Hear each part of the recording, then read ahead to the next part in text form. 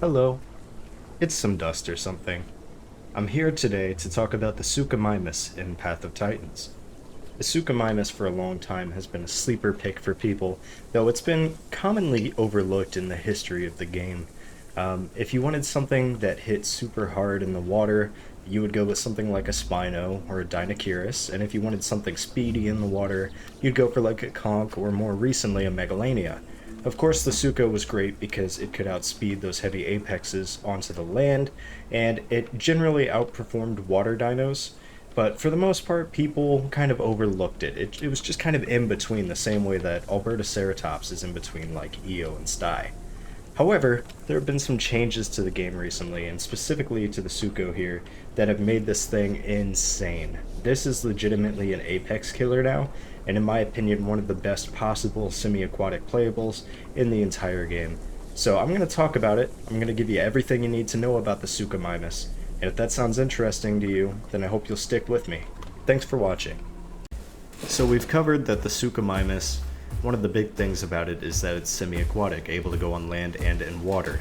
And on either, it is a very large dinosaur. It's very similar in size to the apexes, although its weight is a little lower than them.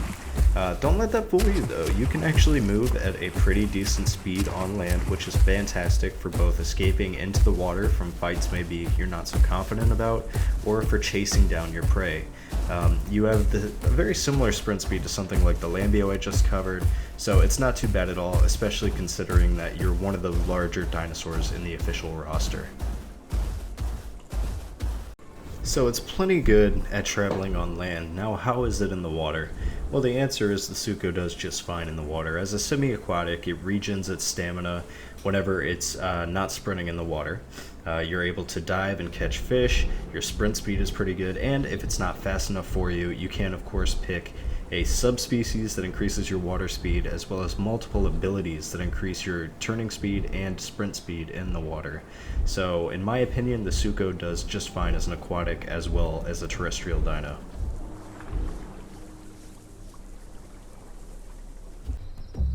On the abilities side of things, the Sucho is pretty straightforward. I mean, there are a few ways that you can run it differently, but for the most part, you're always going to be mostly attacking with your claws, with a few variations in things like your tail slots and your hide, depending on how aquatic you want to play it. In your head, you only get the bite. In your senses, you get Lone Hunter, which is a 10% increased attack damage when not in a group. Nicotinating Membrane helps you see better in the water, and Drenched Blows, which deals 10% increased damage to wet targets. If you're not planning on being in a group, I would say definitely Lone Hunter is the way to go, because it doesn't matter what you're fighting, wet or dry, it's going to be doing that extra 10% damage. On the front limb, now this is where things are interesting. This changed up recently. Used to be you only had this claw attack, which, you know, it causes bleed, it causes high damage. Now it does have a stamina drain, it did not used to. But you also have this. This is Claw Barrage, a quick attack that increases in power with each hit. This is fundamentally similar to the Raptor Strikes, where you hit something a bunch of times with it. It's got like no cooldown at all. It's very quick. And you get a timer that starts counting down. You can build up to 5 stacks. And on that 5th stack, you have your max damage output, which is just ridiculous. Once you get to a 5 stack on a Sucho, those claw attacks are going to be hitting like a truck with no stamina drain, no cooldown. You can just be doing insane damage. You don't get the bleed, but this is the way to go. This is what kills apexes. You can also run the Web Claws, which increases your swim speed and swim turning. I wouldn't kid yourself. You've only got one slot, and you're going to want the Claw Barrage. The Web Claws, while that could be nice, I think you still do just fine in the water. For metabolism, you can run either Fisher or Hyper Carnivore. On the hide, you have a few options here. Slick Scales, so if you don't like raptors, I guess you could go with this, but honestly, as a Sucho, you always have the option if a raptor latches onto you to just go into the water and dive to the bottom. They're gonna have to let go eventually, and when they do, it's not gonna be pretty. I prefer Streamlined, which increases your swim speed and swim turning speed. Amphibious Scales dry out much slower while on land. This is worded kind of vaguely. I think what they're trying to say is you get thirsty a lot slower on land. It's never been a problem for me on my Sucho, so I don't worry about that. On the leg slot, you can run either web feet or stomp. Stomp, I've heard some people have a lot of success with stomp, especially dealing with raptor groups and stuff. Web feet is the way I go with it. The stomp, while great, and I definitely use it on like my Rex, it's so slow and easy to see coming. Even with the AoE, it's very easy to avoid. So for the most part, I don't bother with the stomp unless, of course, it's something like a Rex or a Spino. So I go with the web feet just to really help me in the water there. And on the tail, you can run a tail attack that causes knockback, or the paddle tail, which again increases your swim speed and turn speed by 10%. I choose to go with the paddle tail. I face things in the water head on usually, so you know I don't use the tail attack too much, although I wouldn't begrudge you for using it. It is useful. And to help illustrate why I call the Sucho the Apex Killer, I included this from a deathmatch server.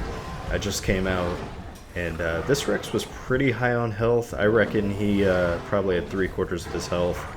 And I came out and I just started layering on those claw barrages.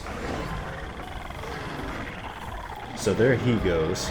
And now I want to see if I can take down this Barsboldia as well. Now usually you want to stay behind something if you're going to be trying and layering on a lot of hits like this. But the Barsboldia, it's actually the opposite. You want to get up toward the front for that reason right there. It just did a tail slam. If that hits me, it's going to really hurt. Luckily, this Barsboldia doesn't seem to realize how important it is to lead with your tail. Maybe he's underestimating the Sucho a little bit, but you can see just how quickly I'm wearing these apexes down. And in this clip, you'll see me fighting something more the Sucho's own size. I found an Aloe here, very similar in size to the Sucho. Not as defensively leaning and not semi-aquatic. So again, I'm building up those claw barrages. Now on something smaller, say a lot of the mid-tiers, especially carnivorous mid-tiers and raptors, it may be hard to build up those claw barrages. But if you're dealing with something roughly your size or something maybe a little slower, typically it's not too hard to start layering those on.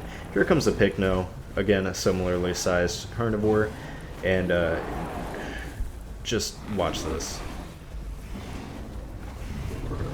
Yes, Pycno does not eat those hits at all.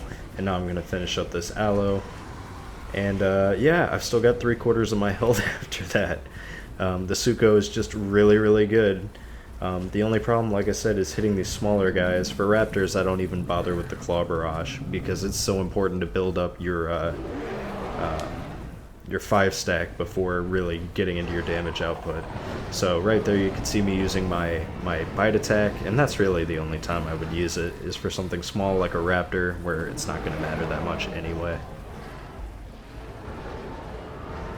And now for the subspecies and skins on this guy, you have plus 10% swim speed, plus 5% land speed, or a plus 10% stamina recovery.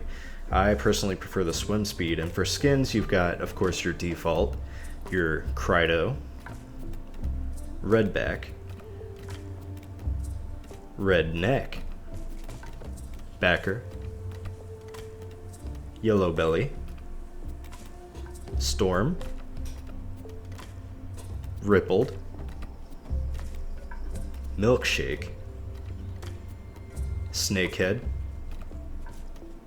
Red Tail, Albino, and Melanistic. Now for some calls and animations.